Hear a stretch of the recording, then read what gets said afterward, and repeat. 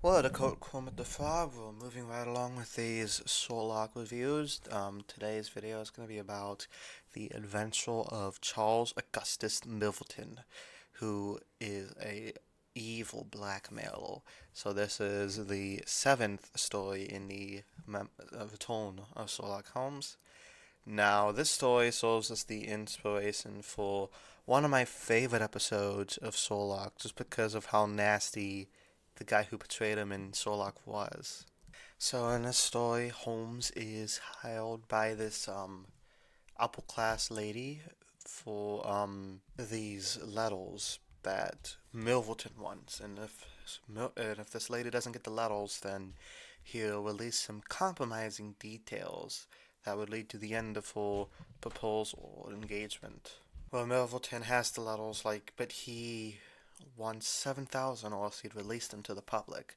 And Sherlock's like, I'll give you 2,000. And he's like, no, because I want to make an example out of him. And if I agree, then customers could get away with all they want, or, his blackmail victims. So Sherlock pretends to be this plumber, pretends to fall in love with one of Milverton's maids, just so he could sneak into his house and try to steal the letters, which is a little bit unethical if you ask me. It's, gonna make the maid feel bad. But as they're trying to steal the letters, Milverton arrives and he speaks to one of his former victims about the letters. So apparently, she had this secret.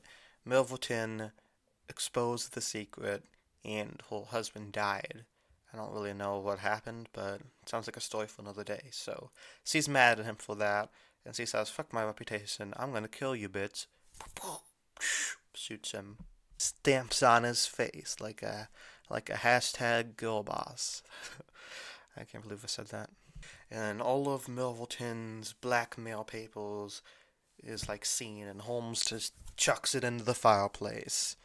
Hopefully Milverton didn't have anything on Glycine Maxwell, because that would have been helpful. And they're able to escape in time. So the next day, Lestrade's like, "Hey, I need to help you find these burglars who I think killed Milverton." And he gives this description of Watson, and Holmes is like, "Well, that's a vague description. It could be anything. It could be Watson." It's kind of funny because it actually is. Shh. So it turns out that the lady who killed Milverton has since died since the incident, because the Sherlock stories, a lot of them are take place years before. So it's like, why tell it now? If she's dead, who cares? And Watson kind of switches the names like every Reddit story ever. So I really like this story. I think it's Milverton is actually based on a real person, if I remember. But yeah, inspiration for one of the best Sherlock episodes.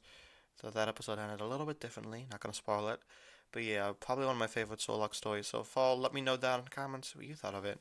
And I'll be back next time for my review of The Adventure of the Sixth Napoleon. So subscribe if you're into that. And until then, peace.